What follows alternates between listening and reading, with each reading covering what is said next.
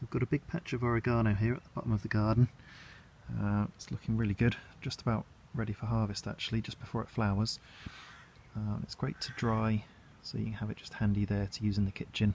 And when you dry the herb, it intensifies the flavour a lot more. So yeah, I'll be harvesting that soon. I'm going to harvest this oregano now. I'm going to show you where I cut it.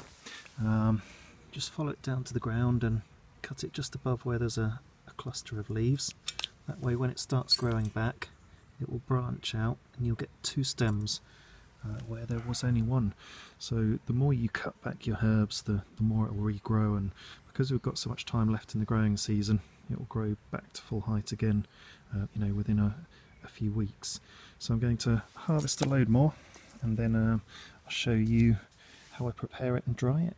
So I've picked a whole load of oregano and I've split it up into 3 big bunches that I'm going to dry, and I'm going to tie them onto this string, leave a big gap in between each one so they've got plenty of room to breathe and dry, and I'll show you the result when it's hanging up. So I've tied all the oregano onto the string in 3 bunches, and actually pulled the string really tight around the stalks, because when they dry out they do shrink and sometimes they can fall off. So don't want to be drying these in direct sunlight either. The shadiest place the better.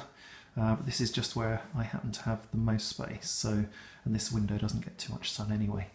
So we'll be drying them for probably a couple of weeks, and once they're dry I'll show you the next phase. Quick update, the oregano's been drying for a few days now, and it's looking good. It's starting to crisp up at the end, but you can see there's still quite a lot of moisture in some of the leaves, so just soft to the touch instead of a little bit crispy. So yeah, we'll give that another week or 2, see how it gets on. The oregano's been hanging up for about 3 weeks now, and it's really dry all the way through, and if I hear that sound, the sort of crisp crackly sound, that just shows you that the leaves are all completely dry. So we'll be able to process that, and there's a couple of different ways of doing this, so join me while I do that. So I've taken the oregano down from where it was hanging, and I'm just going to untie it. So we had 3 big bunches, and they're tied here, here and here. So just going to undo that, and then I will start taking the leaves off the stems. Take one stem from the pile and run my hand along it and pull all the leaves off. And you do get a little bit of dust, so I've made sure I've wiped this surface because I'll be taking all of that up, but mainly you get lots of leaves as well. And I'm just going to do that for the whole pile, and then show you what I do next.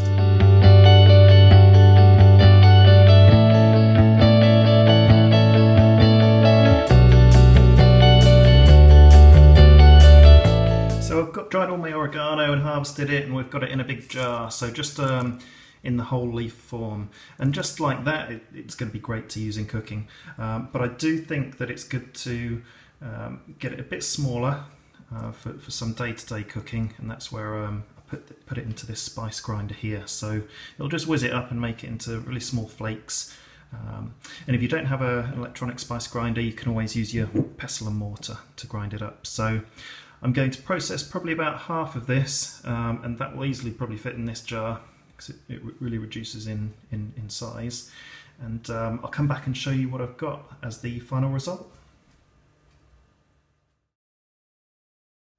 Okay, there we go. So I've got about half a big jar left of whole leaves, and I can use them as and when I want, or maybe even chop them up at a later date. And I've got almost a whole jar full of fresh, dry oregano for cooking, and it smells absolutely incredible, and that will make my food taste incredible as well. So if you want to see how I propagated and grew any of these plants, or even my garden tour, then check out the channel, and thank you for watching.